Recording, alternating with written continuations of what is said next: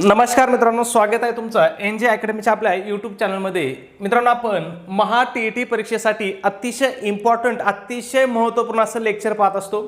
आजचं आपलं मानसशास्त्राचं लेक्चर असणार आहे आणि या ठिकाणी मानसशास्त्राचं जे काही पहिलं प्रकरण आहे, मानसशास्त्राचे स्वरूप व व्याप्ती, हे जे पहिलं प्रकरण आहे हे परीक्षेच्या दृष्टीने अतिशय महत्त्वाचं, अतिशय इम्पॉर्टंट प्रकरण आहे. ठीक आहे, म्हणजे या एकाच प्रकरणावरती तुम्हाला कमीत कमी 2 ते 3 प्रश्न परीक्षेमध्ये 100% या ठिकाणी विचारले जातात. आता हे कोणत्या परीक्षेला विचारले जातात? म्हणजे तुम्ही म्हणता सर माझा पेपर 1 आहे, मग हे पेपर 1ला विचारतात का? तर पेपर 1ला पण विचारतात.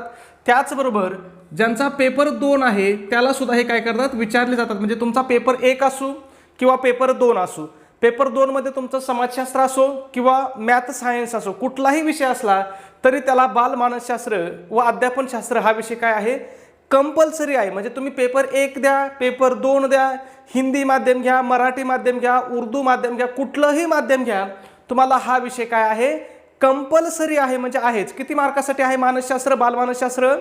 30 मार्कासाठी आहे. ठीक आहे, मग या ठिकाणी या प्रकरणावरती आतापर्यंत झालेल्या परीक्षेमध्ये जे काही प्रश्न विचारले आहेत ते सगळे प्रश्न आपण या ठिकाणी घेणार आहोत. मग पहिला प्रश्न बघा, एकदम बेसिक.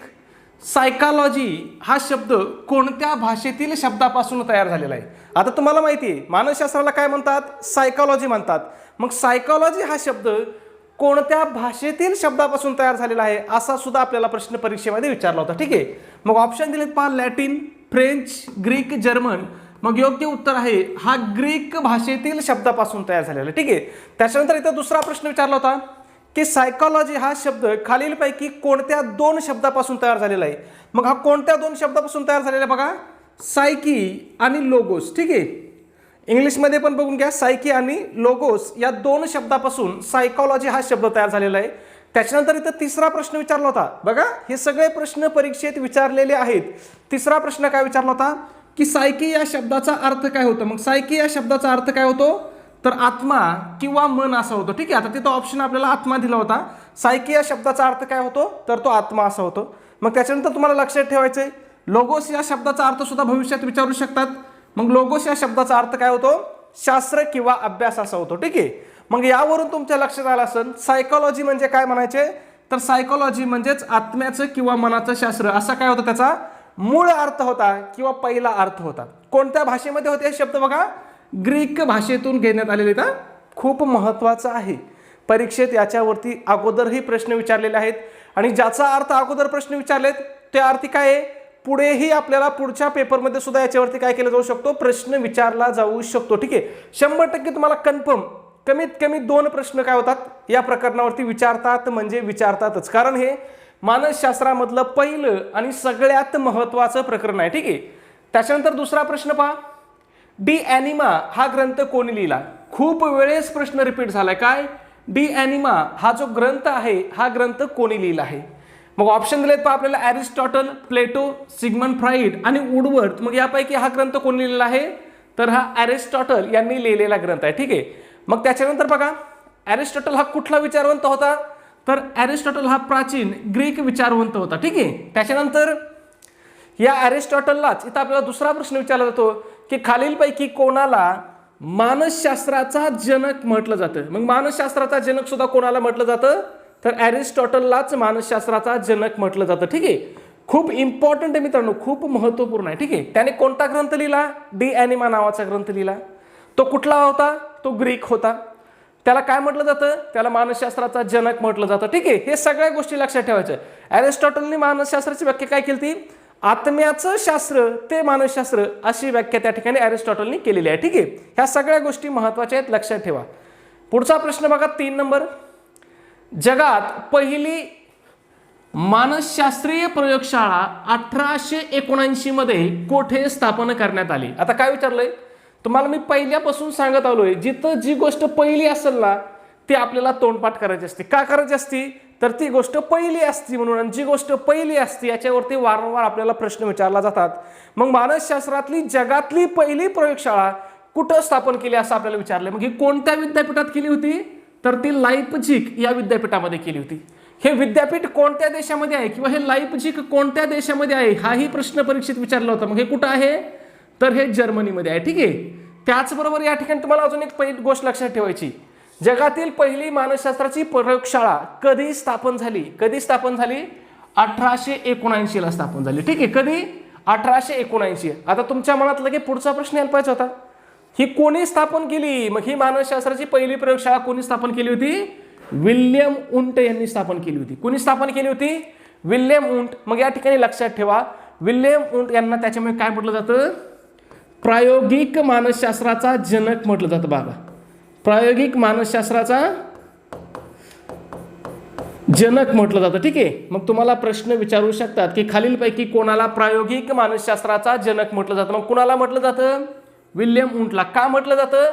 तर त्यांनी मानसशास्त्राची पहिली प्रयोगशाळा स्थापन केली होती, म्हणून त्याला प्रायोगिक मानसशास्त्राचा जनक म्हटलं जातं. तुम्हाला अभ्यास करताना एकमेकाशी संबंध जुळवता आला पाहिजे. ठीक आहे, पुढचा प्रश्न पाहू.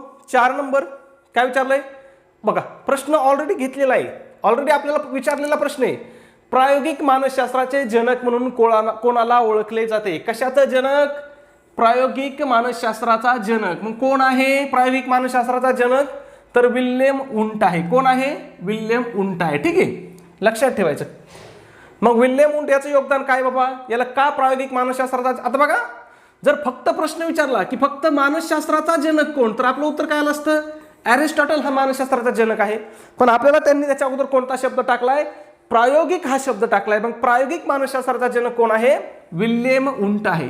बरं, याला का प्रायोगिक मानसशास्त्राचा जनक म्हटलं जातं? तर त्यांनी पहिली प्रयोगशाळा स्थापन केली होती. कशाची? मानसशास्त्राची. कधी केली होती? 1879 ला. कुठं? तर जर्मनीतील लाइप्झिग विद्यापीठामध्ये. ठीक आहे, लक्षात येतंय. त्याच्यानंतर ह्या विल्यम उंटने अजून कशाचा अभ्यास केलेला आहे? तर त्याने बोधावस्थेचा अभ्यास केलेला आहे. हे पण लक्षात ठेवा, याच्यावरती सुद्धा प्रश्न विचारला जातो की विल्यम उंट यांनी खालीलपैकी कशाचा अभ्यास केला? तर कशाचा? बोधावस्थेचा अभ्यास केला. आणि हा बोधावस्थेचा अभ्यास करण्यासाठी त्यांनी कोणती पद्धत वापरली? तर त्यांनी अंतर्निरीक्षण किंवा आत्मनिरीक्षण. ठीक आहे, अंतर्निरीक्षण किंवा आत्मनिरीक्षण ही पद्धती वापरली होती. याच्यावरती सुद्धा आपल्याला परीक्षेमध्ये प्रश्न विचारलेला आहे. म्हणजे आपण इथं जो शब्द ना शब्द घेतो ना, ह्या प्रत्येक शब्दावरती आपल्याला परीक्षेमध्ये प्रश्न विचारलेलाच असतो. ठीक आहे, त्या जिथं प्रश्न विचारलाय तिथंच आपण घेतो. ठीक आहे, चला पुढे बघूया. पुढचा प्रश्न पाहण्या अगोदर मित्रांनो एक छोटीशी पण अतिशय महत्त्वाची सूचना आहे. आपण मित्रांनो महा TET परीक्षेसाठी अतिशय इम्पॉर्टंट, अतिशय महत्त्वपूर्ण अशी टेस्ट सिरीज या ठिकाणी आपण सुरू केलेली आहे. मग आपल्या टेस्ट सिरीजचं वैशिष्ट्य हे आहे की ही टेस्ट सिरीज आपल्या महा TETच्या संपूर्ण अभ्यासक्रमावरती आधारित अशी आपली ही टेस्ट सिरीज असणार आहे. मग या टेस्ट सिरीजमध्ये तुम्हाला काय काय भेटेल पहा. तुम्हाला 10 टेस्ट पेपर भेटतील. त्याचबरोबर तुम्हाला सगळ्यात महत्त्वाचं आतापर्यंत झालेल्या TETच्या सर्व प्रश्नपत्रिका तुम्हाला त्या ठिकाणी भेटतील. आता तुम्हाला माहिती आहे TET परीक्षेची सुरुवात कधी झाली? तर ती 2013 ला झाली. मग तुम्हाला 2013 पासून 2025 पर्यंत झालेल्या सगळ्या TET परीक्षेच्या प्रश्नपत्रिका तुम्हाला या ठिकाणी दिल्या जातील. आणि या सगळ्या प्रश्नपत्रिका तुम्हाला कशा दिल्या जातील? उत्तर सूची सहित दिल्या जातील. म्हणजे या प्रश्नपत्रिकेची आन्सर की किंवा उत्तर सूची सुद्धा तुम्हाला त्या ठिकाणी प्रोव्हाइड केली जाईल किंवा दिली जाईल. ठीक आहे, त्याचबरोबर याच्यासोबत तुम्हाला फ्रीमध्ये अतिशय IMP अशा नोट्स सुद्धा दिल्या जातील. मग यामध्ये कोणकोणत्या विषयाच्या नोट्स असतील पहा. मराठी असेल, हिंदी असेल, गणित बुद्धिमत्ता असेल, इतिहास, भूगोल, मानसशास्त्र, ह्या सगळ्या विषयाच्या अतिशय इम्पॉर्टंट अशा नोट्स आहेत. ठीक आहे, आता या नोट्स एवढ्या डिटेल्स आहेत. आता समजा मानसशास्त्राच्या नोट्स आहेत किती? 70 पानाच्या नोट्स आहेत. पण या 70 पानामधून तुम्हाला परीक्षेमध्ये कमीत कमी 30 पैकी 25 प्रश्न काय होणार? 100% त्या ठिकाणी विचारले जाणार. ठीक आहे, त्याचबरोबर तुम्हाला माहिती आहे की आपले जे शालेय पुस्तक आहेत, या शालेय पुस्तकामधून TET परीक्षेसाठी भरपूर सारे प्रश्न विचारले जात आहेत. मग त्याच्यामध्ये इयत्ता 4थी असेल, इयत्ता 5वी असेल, इयत्ता 6वी असेल, इयत्ता 7वी असेल, म्हणजेच इयत्ता 4थी ते इयत्ता 8वी पर्यंतचे जे काही पुस्तकं आहेत, शालेय पुस्तकं, या पुस्तकाच्या सुद्धा तुम्हाला अतिशय इम्पॉर्टंट, अतिशय महत्त्वपूर्ण अशा नोट्स तुम्हाला त्या ठिकाणी दिल्या जातील. मग यामध्ये कोणकोणते विषय असेल? इतिहास असेल, भूगोल असेल, राज्यशास्त्र असेल, विज्ञान असेल, हे सगळे विषय या ठिकाणी तुम्हाला त्या ठिकाणी पाठवले जातील. ठीक आहे, मग तुम्ही फक्त एवढ्याच मटेरियलचा जर अभ्यास केला आपण पाठवलेल्या, तरीही तुम्ही परीक्षेमध्ये सहज 100 पेक्षा जास्त मार्क त्या ठिकाणी काय परीक्षेमध्ये सहज घेऊ शकता. आणि 100 मार्क मिळाले म्हणजे तुम्ही परीक्षा पहिल्याच प्रयत्नामध्ये चांगल्या गुणांनी चांगल्या मार्कांनी परीक्षा काय होणार, पास होणार. ठीक आहे. मग ह्या सगळ्यांची किंमत किती मित्रांनो, तर फक्त 200 रुपये किंमत आहे. त्याच्यामध्ये सुद्धा विद्यार्थ्याच्या मागणीस्तव आपली ऑफर चालू आहे. मग जर तुम्ही ऑफरनुसार जर आज आपली टेस्ट सिरीज घेतली तर ही टेस्ट सिरीज तुम्हाला फक्त आणि फक्त काय होणार आहे, 139 रुपयाला तुम्हाला ही टेस्ट सिरीज मिळणार आहे. मग आता तुम्हाला प्रश्न पडला असेल की सर हे 139 रुपये आम्ही पाठवायचे कुठं, तर तुम्हाला हे पैसे कुठं पाठवायचे आहेत. तुमच्याकडे गुगल पे आहे, फोनपे आहे, त्यावरती गुगल पे फोनपेला आपला नंबर आहे 96 89 14 16 30. पुन्हा एकदा सांगतो, 96 89 14 16 30 आपला गुगल पे फोनपेचा नंबर आहे. तुम्हाला काय करायचं, या नंबरवरती 139 रुपये पाठवायचे आहेत. तुम्हाला जर नंबरवरती पैसे पाठवायला अडचण येत असेल तर त्या ठिकाणी तुम्ही मला व्हॉट्सॲपला मेसेज करून स्कॅनर सुद्धा घेऊ शकता. स्कॅनरवरती पैसे पाठवायला काय आहे, सुरक्षित आहे, सोपं आहे आणि चुकून आपले पैसे दुसऱ्याच व्यक्तीला जाण्याचा धोकाही त्या ठिकाणी राहत नाही. ठीक आहे. मग तुम्ही गुगल पे करा, फोनपे करा किंवा त्या स्कॅनरवरती पैसे पाठवा. पैसे पाठवल्यानंतर तुम्हाला काय करायचं आहे, त्याचा एक स्क्रीनशॉट काढायचा आहे. तुम्ही जे पैसे पाठवले त्याचा एक काय करायचं आहे, स्क्रीनशॉट काढायचा आहे आणि तो स्क्रीनशॉट मला व्हॉट्सॲपला टाकायचा. व्हॉट्सॲपला आपला कोणता नंबर आहे, तर 96 89 14 16 30 हाच आपला काय मित्रांनो व्हॉट्सॲप नंबर आहे. मग व्हॉट्सॲपला तुमचा स्क्रीनशॉट मिळाल्याबरोबर तुम्हाला 5 मिनिटाच्या आतमध्ये संपूर्ण स्टडी मटेरियल तुम्हाला व्हॉट्सॲपवरतीच PDF फाईलच्या स्वरूपामध्ये काय केलं जाईल, तुम्हाला त्या ठिकाणी पाठवून दिलं जाईल. ठीक आहे. तुम्हाला फक्त काय करायचं, पैसे पाठवायचे आणि मला स्क्रीनशॉट व्हॉट्सॲपला टाकून द्यायचा आहे. व्हॉट्सॲप तुमचा मिळाल्याबरोबर तुम्हाला संपूर्ण इथं सांगितलंय तेवढं सगळं मटेरियल काय केलं जाईल, तुम्हाला त्या ठिकाणी पाठवून दिलं जाईल. ठीक आहे. पुढच्या प्रश्नाकडे जाऊ. मानसशास्त्राला बोधात्मक जाणीवेचं शास्त्र असे कोणी म्हटलं. आता काय विचारलं आपल्याला की मानसशास्त्राला बोधात्मक जाणीवेचं शास्त्र कोणी म्हणलं असं विचारलंय. मग हे कोणी म्हटलेलं आहे, तर हे डॉक्टर सिगमंड फ्राईड यांनी मानसशास्त्राला बोधात्मक जाणीवेचे शास्त्र असं म्हटलेलं आहे. ठीक आहे. खूप महत्त्वाचं आहे, हे लक्षात ठेवा. याच्यावरती आपल्याला वारंवार प्रश्न विचारले जात आहे. ठीक आहे. त्याच्यानंतर बघा दुसरा प्रश्न, मनोविश्लेषणवादाचे संस्थापक म्हणून कोणाचे नाव घेतले जाते. आता हे सगळे प्रश्न बघा बरं का, परीक्षेमध्ये विचारलेले प्रश्न आहेत. म्हणजे आतापर्यंत झालेल्या ज्या काही TET परीक्षा आहेत या परीक्षेत विचारलेले हे प्रश्न आहेत, PYQ आहे. ठीक आहे. मग मनोविश्लेषणवादाचे जनक कोणाला म्हटलं जातं, तर हे सुद्धा डॉक्टर सिगमंड फ्राईड यांनाच म्हटलं जातं. ठीक आहे. मग तुम्हाला या ठिकाणी लक्षात घ्यायचे एक ठराविक 5-6 शास्त्रज्ञ आहेत की ज्यांच्यावरती आपल्याला भरपूर प्रश्न विचारलेत.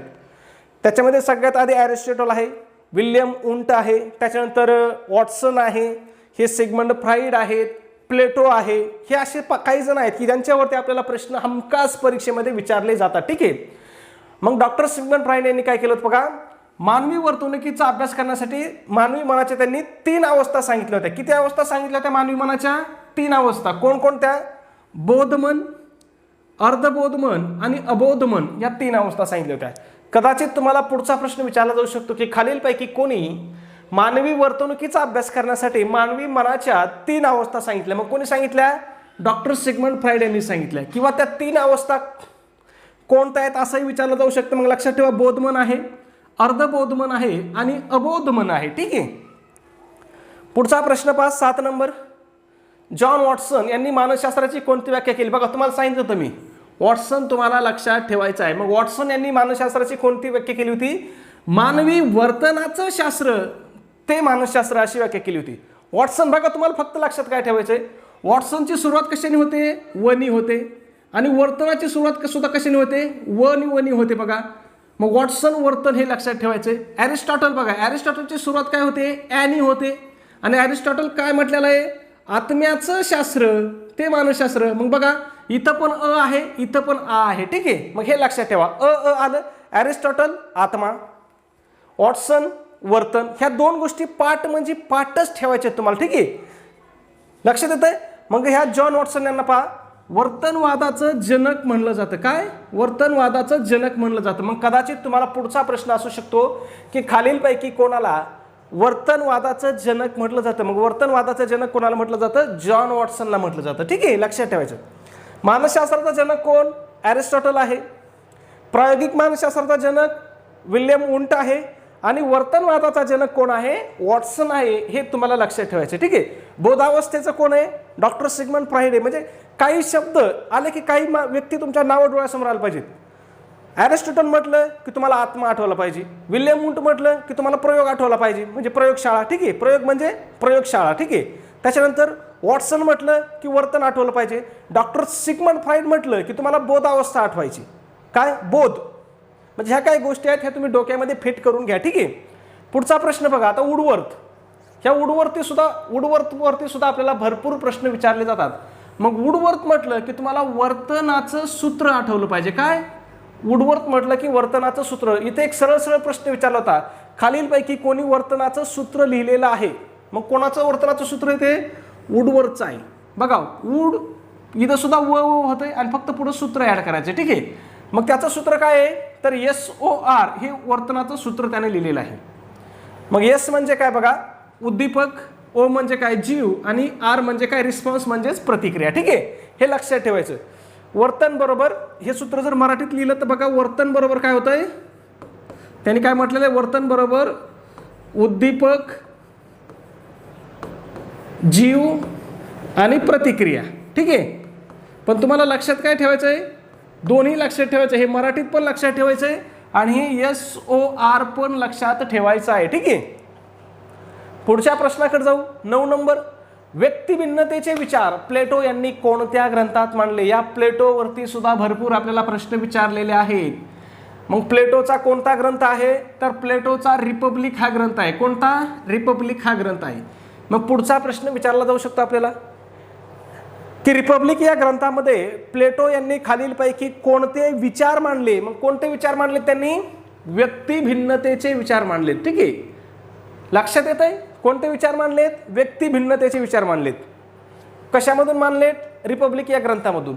बाकीचे पर्याय बघा, इथं डी ॲनिमा आहे, याच्यावरती सुद्धा आपल्याला प्रश्न विचारला जातो. मग डी ॲनिमा हा ग्रंथ कोणी लिहिलेला आहे तर हा ॲरिस्टॉटल यांचा ग्रंथ आहे. त्याच्यानंतर एमिल हा एक महत्त्वाचा ग्रंथ आहे मानसशास्त्रामध्ये, हा कोणाचा आहे, रुसो यांचा आहे. इथं सुद्धा आपल्याला प्रश्न विचारलेला आहे. इथं पण प्रश्न विचारला होता, इथं पण प्रश्न विचारलाय, या रिपब्लिकवरती पण प्रश्न विचारलाय. म्हणजे या तिन्ही पुस्तकावरती तुम्हाला प्रश्न परीक्षेमध्ये आतापर्यंत विचारलेला आहे. मग जे आतापर्यंत विचारलंय तेही इथून पुढे सुद्धा काय करणार, तेच विचारणार आहेत ना. जे आतापर्यंत विचारलंय तेच इथून पुढेही विचारणार आहेत. म्हणून तुम्हाला मी काय सांगत असतो, आतापर्यंत झालेल्या ज्या प्रश्नपत्रिका आहेत ना, ही प्रत्येक प्रश्नपत्रिका तुमच्या डोळ्यासमोरून गेली पाहिजे. ठीक आहे. आता बघा बरेच जणांचे मेसेज काय येतो, सर मला पेपर 1 द्यायचा आहे, मग मला पेपर 2च्या प्रश्नपत्रिका अभ्यास करायला पाठवू नका. असं करू नका बाबांनो, येडेचाळे, असे येडेचाळे करू नका. पेपर 1 मधलं जे मानसशास्त्र आहे तेच पेपर 2ला आहे, पेपर 2चं जे मानसशास्त्र आहे तेच पेपर 1ला आहे. मानसशास्त्र काहीही बदल नाही. जे पेपर 1, आता बघा पेपर 1च्या मानसशास्त्रामध्ये समजा मानसशास्त्राचा जनक कोण असा प्रश्न आला तर उत्तर काय येईल, कोण जनक आहे, ॲरिस्टॉटल आहे. कोण आहे, ॲरिस्टॉटल. ठीक आहे. आणि जर पेपर 2ला प्रश्न विचारला की बाबा मानसशास्त्राचा जनक कोण आहे, मग तिथं काय नागनाथ गर्जे नाव लिहितान का, पेपर 1चा ॲरिस्टॉटल आहे पेपर 2चा नागनाथ गर्जे, असं होईल का, असं होणार नाही. पेपर 1ला तेच आहे, पेपर 2लाही तेच आहे. असे भरपूर विषय आहेत. भाषाविषय तुम्ही कुठली भाषा घ्या, भाषाविषय बघा मराठी असेल, द्वितीय लँग्वेज तुम्ही इंग्रजी घ्या किंवा मग हिंदी असू द्या, ते सुद्धा काय असणार आहे, पेपर 1 आणि पेपर 2ला काय असणार आहे, सारखंच असणार आहे. त्याच्यामध्ये काहीही बदल नाही, काठिण्य पातळीमध्ये सुद्धा बदल नाही.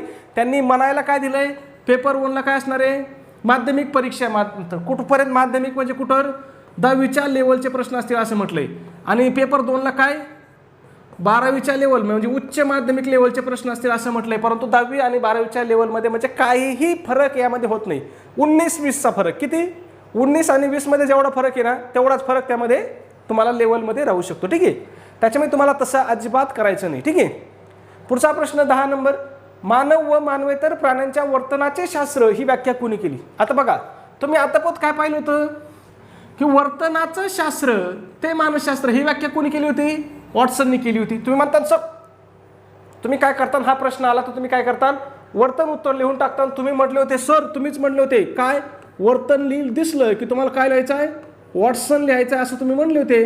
पण एक गोष्ट लक्षात घ्या, वॉटसननी फक्त काय म्हटलं होतं, मानवी वर्तनाचं शास्त्र म्हटलं होतं. वॉटसननी काय म्हटलं होतं, मानवी वर्तनाचं शास्त्र. इथं काय टाकले बघा, मानवेतर प्राण्यांच्या वर्तनाचं शास्त्र हा एक शब्द काय केलं त्याच्यामध्ये ऍड केलेला आहे. मग मानवेतर प्राण्यांच्या वर्तनाचं शास्त्र ही व्याख्या कोणी केली होती तर ही डॉक्टर मॉर्गन किंग आणि रॉबिन्सन यांनी केलेली आहे. मानव व मानवेतर प्राण्यांच्या वर्तनाचं शास्त्र म्हणजेच मानसशास्त्र ही व्याख्या यांची आहे, लक्षात ठेवा, वॉटसनची नाही. वॉटसनच्या व्याख्येमध्ये काय, फक्त मानवी वर्तनाचे शास्त्र ते मानसशास्त्र अशी व्याख्या आहे. ठीक आहे. मग हे मानवेतर प्राण्यांचा याच्यामध्ये काय केलं, त्यांनी समावेश केलेला आहे. या छोट्या छोट्या गोष्टी आहेत त्या लक्षात ठेवा. बघा या ठिकाणी पुन्हा मानसशास्त्राची सर्वात पहिली व्याख्या कोणी केली, तुम्हाला मी व्याख्या कोणती होती, कोणी केली नाही, व्याख्या कोणती होती असं विचारलंय. मग मी तुम्हाला सांगितलं होतं मानसशास्त्राचा जनक कोण आहे, ॲरिस्टॉटल आहे. कोण आहे, ॲरिस्टॉटल आहे. ॲरिस्टॉटल काय म्हटलं होता, आत्म्याचं शास्त्र ते मानसशास्त्र. मग हा जनक कोणाला म्हणतो, जो पहिला असतो त्यालाच आपण काय म्हणतो, जनक म्हणतो. मग आत्म्याचं शास्त्र कुठे आहे, बघा या ठिकाणी आत्म्याचं शास्त्र हीच काय मानसशास्त्राची पहिली व्याख्या आहे. कोणी केली होती, ॲरिस्टॉटलने केली होती. ठीक आहे. पुढचा प्रश्न पहा, 12 नंबर. मानसशास्त्र हे मानवी वर्तनाचे शास्त्र आहे ही व्याख्या कोणी केली. काय सांगितलंय, मानसशास्त्र हे मानवी वर्तनाचं शास्त्र आहे. बघा आता फक्त वर्तन आलं की कोण लिहायचंय, वॉटसन. पण फरक लक्षात ठेवायचा, मानवी वर्तन विचारलंय फक्त, आणि जर याच्यासोबत प्राणी ऍड केले, मानवेतर प्राण्यांचा जर समावेश केला तर मग आपलं उत्तर काय होतंय, मॉर्गन किंग्स आणि रॉबिन्स होते. ठीक आहे. फरक लक्षात ठेवा, छोटाच फरक आहे 19-20चा, पण तो लक्षात ठेवा. ठीक आहे. पुढचा प्रश्न 13 नंबर. मानसशास्त्राच्या विकासक्रमाचा मानसशास्त्राच्या विकासक्रमाचा क्रम लावायला सांगितलं आपल्याला. आता बघा पर्याय काय दिलेत, मन, आत्मा, वर्तन, बोधावस्था. वर्तन, मन, आत्मा, बोधावस्था. आता बघा तुम्हाला या ठिकाणी बघा मानसशास्त्राचं जनक कोण आहे माहिती आहे तुम्हाला, कोण आहे, ॲरिस्टॉटल आहे. ॲरिस्टॉटल काय म्हटलं होता, आत्म्याचं शास्त्र. काय म्हटलं होता, आत्म्याचं शास्त्र ते मानसशास्त्र असं कोण म्हटलं होता, ॲरिस्टॉटल म्हटलं होता. मग सगळ्यात पहिली सुरुवात कुठून झाली, आत्म्यापासून झाली. इथं बघा, इथं काय मन आहे, कट करा. इथं वर्तन आहे, कट करा. इथं आत्मा आहे, इथं आत्मा आहे. ठीक आहे. म्हणजे कमीत कमी 50% उत्तर जर तुम्हाला याचं लॉजिक कळालं, तुम्हाला बाकीचं काहीही माहीत नसतं, ॲरिस्टॉटल आणि आत्मा एवढं जर तुम्ही डोक्यामध्ये बसवलं असतं तरी 50% तुमचं उत्तर बरोबर येण्याचे काय होते, चान्स होते. कारण 2 पर्याय आपल्या इथं काय झालेत, कट झालेत. मग हा क्रम कसा आहे, आत्मा, त्याच्यानंतर मन, त्याच्यानंतर बोध, आणि सगळ्यात शेवटी आधुनिक काय आहे, वर्तन आहे. ठीक आहे. म्हणजे हा बदल कसा होत गेलेला आहे बघा. सुरुवातीला काय म्हटले होते, आत्म्याचं शास्त्र ते मानसशास्त्र. काय म्हटले, आत्म्याचं शास्त्र ते मानसशास्त्र. त्याच्यानंतर काय म्हटले, मनाचं शास्त्र ते मानसशास्त्र. काय म्हटले, मनाचं शास्त्र ते मानसशास्त्र. नंतर मन मागं पडलं, काय म्हटले, बोधावस्थेचं शास्त्र ते मानसशास्त्र. आणि ही बोधावस्थाही मागं पडून आता सध्या काय म्हणतात आधुनिक काळामध्ये, मानवी किंवा मानवेतर प्राण्यांच्या वर्तनाचं शास्त्र ते मानसशास्त्र. मग तुम्हाला क्रम लक्षात ठेवायची, आत्म्यापासून सुरुवात झाली, शेवटी कोण आहे, वर्तन आहे. आत्मा, मन, बोध आणि वर्तन ह्या 4 गोष्टींचा तुम्हाला क्रम तोंड पाठच ठेवायचा आहे. परीक्षेत भरपूर याच्यावरती प्रश्न आपल्याला विचारले जात आहे. ठीक आहे. मग बघा आता इथं तुम्हाला क्लिअर करून टाकतो. आत्म्याची व्याख्या कोणी केली बघा, ॲरिस्टॉटल आणि अजून कोणी, प्लेटो. ठीक आहे. यांनी मानसशास्त्राला काय म्हटलं, आत्म्याचं शास्त्र म्हटलं. परंतु बघा काय झालं, आत्मा काय होता, आत्मा अदृश्य होता. आत्मा म्हणजे काय तुम्हाला सांगता येईल का, आपण सांगू शकतो असं असं, म्हणजे वर्तन करू शकतो, पण तो फील करू शकतो का आत्मा, खरोखर तू कुणी पाहिलंय का आत्मा असतो म्हणून, नाही पाहिला. मग आत्मा काय होता, अदृश्य होता. म्हणून लोकांनी याच्यावर शंका उपस्थित केली, आत्मा म्हणता तुम्ही, आत्म्याचं शास्त्र ते मानसशास्त्र म्हणता, पण मग आत्मा कुठे आहे. म्हणून तो आत्मा मागं पडला. कोण आलं, मन पुढं आलं. मग 16व्या शतकात काय म्हटले, मानसशास्त्राला काय म्हटले, मनाचं शास्त्र म्हटलं जाऊ लागलं. ठीक आहे. परंतु पुढं काय झालं, पुन्हा मन म्हणजे नक्की काय हाही प्रश्न पडला. जसा आत्मा म्हणजे काय प्रश्न पडला होता, तसा नेमकं मन म्हणजे काय हाही प्रश्न पडला. त्याचं स्थान कुठं आहे काय याच्यावर एकमत झालं नाही. मग मन मागं पडला आणि कोण आली, बोधावस्था आली. मग 19व्या शतकात विल्यम वुंट, बोधावस्था कोणी आणली, विल्यम वुंट आणि विल्यम जेम्स यांनी काय केलं, मानसशास्त्राला बोधावस्थेचं शास्त्र म्हटलं. ठीक आहे. त्याच्यानंतर बघा पुन्हा आलं वर्तन. सगळ्यात शेवटी आधुनिक मानसशास्त्राचं वर्तन आलं. मग हे वर्तन कोणी आणलं पहा, जॉन वॉटसन यांनी मानसशास्त्राला वर्तनाचं शास्त्र म्हटलं. ठीक आहे. आणि आजही मानसशास्त्राची हीच व्याख्या आहे काय? वर्तनाचं शास्त्र तेच मानसशास्त्र, ही आजही व्याख्या आहे. मग याचा क्रम कसा बघा, सुरुवात काय झाली? आत्म्यापासून सुरुवात झाली, त्याच्यानंतर मनावरती गेली, मनाच्या नंतर आला अवबोध. खूप सोपं आहे, लक्षात ठेवा, ठीक आहे. आणि सगळ्यात शेवटी कोण आलं?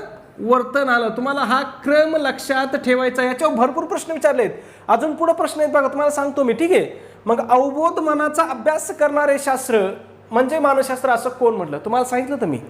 अवबोध शब्द आला की तुमच्या डोळ्यासमोर कोण आलं पाहिजे? डॉक्टर सिगमंड फ्राईड आलं पाहिजे, ठीक आहे. डॉक्टर सिगमंड फ्राईड, ठीक आहे.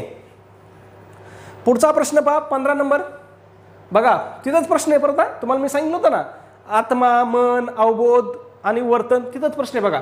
मानसशास्त्राने प्रथम आपल्या आत्म्याचा त्याग केला, मग मनाचा त्याग केला आणि डॅश डॅश डॅश हे प्रसिद्ध विधान कोणाचं आहे असं विचारलंय. आता इथं अर्धच विधान दिले आपल्याला, पुढं डॅश डॅश दिलंय, ठीक आहे. आणि सांगितलंय बाबा हे विधान कोणाचं आहे. मग हे विधान कोणाचं आहे?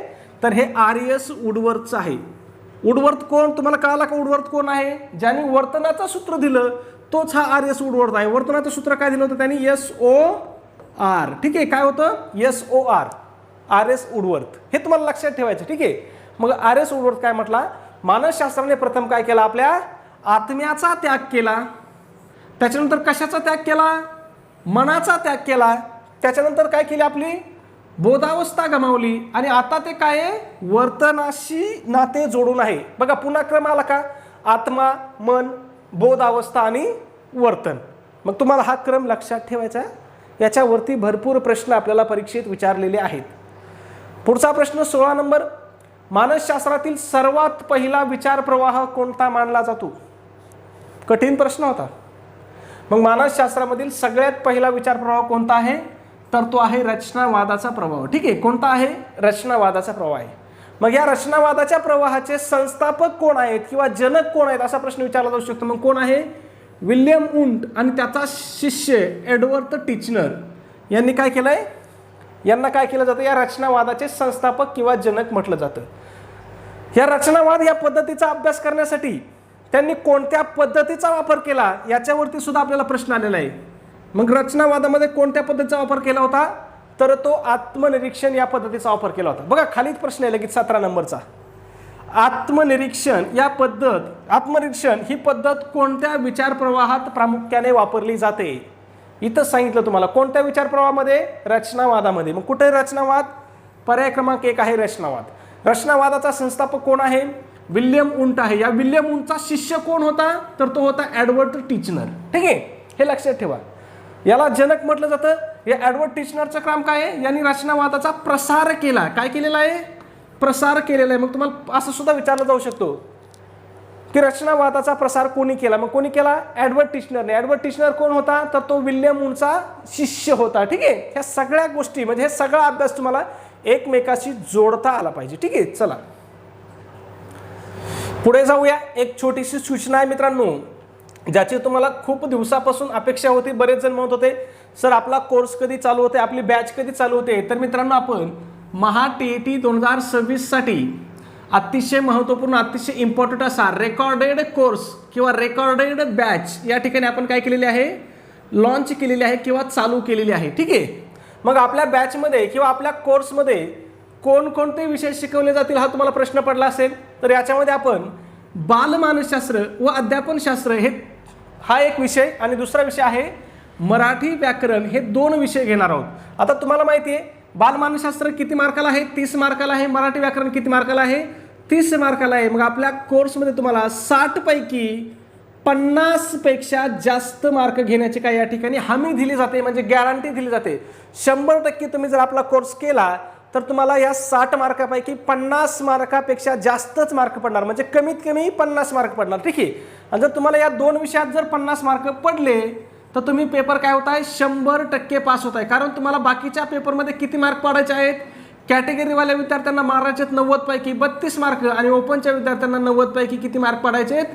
40 मार्क पाडायचे आहेत. मग 90 पैकी 30 मार्क 40 मार्क पाडणं काय अवघड नाही. कारण 90 जर तुम्ही टोले मारले तरी तुमचे सरासरीने किती? 30 टोले किंवा 25 टोले काय होणार आहेत? बरोबर येणार आहेत. आणि 10-15 प्रश्न तर तुम्हाला असे सुटतात. मग तुमचे पेपर पास करण्याची जी की आहे हे 2 विषय आहेत. कोणते? बालमानसशास्त्र आणि मराठी व्याकरण. आता ही बॅच कोणासाठी आहे, कोणत्या पेपरसाठी आहे? पेपर 1 साठी सुद्धा आहे आणि पेपर 2 साठी सुद्धा आहे. ठीक आहे, पेपर 1 असो तुमचा पेपर 2 असो, दोन्ही पेपरसाठी काय असणार, ही अतिशय उपयुक्त अशी बॅच असणार आहे. ठीक आहे, मग या बॅचची किंमत किती रुपये आहे मित्रांनो? तर फक्त आपण 1000 रुपये किंमत ठेवलेली आहे. परंतु त्याच्यामध्ये सुद्धा आपली ऑफर चालू आहे. ऑफरनुसार जर तुम्ही आत्ता टेस्ट सिरीज घेतली आपली, तर ही तुम्हाला फक्त आणि फक्त काय होणार आहे, 499 रुपयाला तुम्हाला ही टेस्ट सिरीज म्हणतोय आपला हा कोर्स किंवा बॅच आपली तुम्हाला फक्त आणि फक्त 499 रुपयाला भेटणार आहे. मग हे 499 रुपयाची ऑफर किती विद्यार्थ्यांसाठी असणार आहे? तर हे जे काही पहिले 100 विद्यार्थी असतील, ह्या 100 विद्यार्थ्यांसाठी ही आपली बॅच असणार आहे. ठीक आहे, आज सकाळपासून जवळपास 20 पेक्षा जास्त विद्यार्थ्यांनी बॅच जॉईन केलेली आहे. म्हणजे 70 ते 80 जागा शिल्लक राहिल्यात की ज्यांना 499 मध्ये आपली बॅच भेटणार आहे. ठीक आहे, आपल्या ॲप्लिकेशनचं नेम काय? तुम्ही म्हणता सर ही बॅच कुठं होईल? तर त्याच्यासाठी आपलं ॲप्लिकेशन आहे. मग ॲप्लिकेशनचं नाव काय आहे? तर NG क्लासेस हे आपल्या ॲप्लिकेशनचं नाव आहे. ॲप्लिकेशनची लिंक मी तुम्हाला व्हिडिओच्या आपल्या डिस्क्रिप्शनमध्ये टाकलेली आहे, किंवा जर तुम्ही मला व्हॉट्सॲपला जरी मेसेज केला सर आम्हाला लिंक द्या, तरीही तुम्हाला त्याला लिंक टाकून दिली जाईल. व्हॉट्सॲपचा नंबर काय आपला 96 89 14 16 आणि 30 हा आपला काय व्हॉट्सॲप नंबर आहे. या व्हॉट्सॲप नंबरवरती तुम्ही फक्त मेसेज जरी केला सर ॲप्लिकेशनची लिंक द्या, तर तुम्हाला त्या ठिकाणी ॲप्लिकेशनची लिंकसुद्धा काय केली जाईल, पाठवून दिली जाईल. किंवा व्हिडिओच्या डिस्क्रिप्शनमध्ये सुद्धा मी काय केलेली आहे, लिंक त्या ठिकाणी पिन केलेली आहे. ठीक आहे, पुढच्या प्रश्नाकडे जाऊ. प्रश्न क्रमांक 18, प्रिन्सिपल ऑफ सायकोलॉजी हा ग्रंथ कार्यवादाचा पाया, सॉरी एक मिनटं बघा मला ते लाईटिंग चमकलं. प्रिन्सिपल ऑफ सायकोलॉजी हा ग्रंथ लिहून कार्यवादाचा पाया कोणी घातला? काय सांगितलंय? प्रिन्सिपल ऑफ सायकोलॉजी हा ग्रंथ लिहून कार्यवादाचा पाया कोणी घातला? मग कोणी घातला कार्यवादाचा पाया? विल्यम जेम्सनी घातला. मग हा प्रिन्सिपल ऑफ सायकोलॉजी हा ग्रंथ कोणाचा आहे हे तुम्हाला लक्षात ठेवायचं. कोणाचा आहे? विल्यम जेम्स यांचा आहे. विल्यम जेम्सला काय म्हटलं जातं? या विल्यम जेम्सलाच अमेरिकन मानसशास्त्राचे जनक म्हटलं जातं. बघा, अमेरिकन मानसशास्त्राचं जनक कोणाला म्हटलं जातं? विल्यम जेम्सला. त्याचं कार्य काय आहे? त्याने प्रिन्सिपल ऑफ सायकोलॉजी हा ग्रंथ लिहून काय केला? कार्यवादाचा पाया घेतला. याच्या अगोदरचे प्रश्न आपण पाहिले होते रचनावादावरती. आता हा मानसशास्त्राचा जो दुसरा प्रवाह आहे त्याचं नाव आहे कार्यवाद. मग याचा पाया कोणी घातलेला आहे? विल्यम जेम्सनी घातलेला आहे. ठीक आहे, बाकीचे जे काही पर्याय आहेत त्यांची तुम्हाला माहिती सांगतो बघा. विल्यम वुंट याला काय म्हटलं जातं बघा? रचनावादाचे प्रवर्तक. याच्यावरती आपल्याला प्रश्न होता. त्याचबरोबर यांनी पहिली प्रयोगशाळा स्थापन केली होती कधी? 1879ला. कुठं? लाइप्झिग विद्यापीठामध्ये, जर्मनीत. ठीक आहे, एडवर्ड टिचनर कोण होता? हा विल्यम वुंटचाच शिष्य होता, याचाच हा शिष्य होता. आणि यांनी काय केलेलं आहे? रचनावादाचा प्रसार केलेला आहे. ठीक आहे, त्याच्यानंतर जॉन वॉटसन यांनी काय केलेलं आहे? जॉन वॉटसननी वर्तनवादाचा पाया घातलेला आहे. ठीक आहे, म्हणजे हे सोपे विषय आहेत. पुन्हा पुन्हा त्या ठिकाणी तुम्हाला रिपीट होणारे प्रश्न आहेत. पुढचा 19 नंबर, मनोविश्लेषणवादाचे जनक म्हणून कोणाला ओळखले जाते? काय? मनोविश्लेषणवाद. मग मनोविश्लेषण म्हणजेच काय? बोधावस्था. मग बोधावस्था म्हटलं की तुम्हाला म्हटलं होतं मी डॉक्टर सिगमंड फ्राईड. लक्षातच ठेवायचा. हो सिगमंड फ्राईड आहे ना, याच्यावरती लय प्रश्न विचारले जातात आपल्याला, भरपूर प्रश्न विचारले जातात. बघा खालचा प्रश्न सुद्धा त्याचाच आहे. इड, इगो आणि सुपर इगो या संकल्पना कोणी मांडल्या? बघा, इड, इगो आणि सुपर इगो या संकल्पना कोणी मांडल्या? मग ह्या सुद्धा डॉक्टर सिगमंड फ्राईड यांनीच मांडलेल्या संकल्पना आहेत. सिगमंड फ्राईड तुम्हाला लक्षात ठेवायचं. मग ह्या संकल्पना लक्षात ठेवा, मनोविश्लेषणवाद लक्षात ठेवा, बोधावस्था लक्षात ठेवा. ठीक आहे, याच्यावरती वारंवार प्रश्न आपल्याला विचारलेले आहेत. पुढचा प्रश्न शेवटचा आपला, John Watson. John Watson, John बनेगा डॉन नाही. जॉन वॉटसन यांनी मानसशास्त्राची कोणती व्याख्या केली आहे? मग या प्रश्नाचं उत्तर काय करायचं आहे तुम्हाला? कमेंटमध्ये सांगायचं आहे की वॉटसन याने मानसशास्त्राची कोणती व्याख्या केली आहे. चॅनलला सबस्क्राईब केलं नसेल लगेच सबस्क्राईब करून घ्या. व्हिडिओ आवडला असेल तर प्लीज व्हिडिओला एक लाईक करा. आणि तुमच्याकडे असणारे जे काही शैक्षणिक ग्रुप आहे त्या शैक्षणिक ग्रुपला किंवा तुमच्या मित्रपरिवाराला आपले व्हिडिओ नक्की काय करत चला, शेअर करत चला, म्हणजेच त्यांना पाठवत चला. धन्यवाद मित्रांनो, भेटूया आपल्या उद्याच्या पुढच्या नवीन व्हिडिओमध्ये. तोपर्यंत सर्वांना जय हिंद, जय महाराष्ट्र.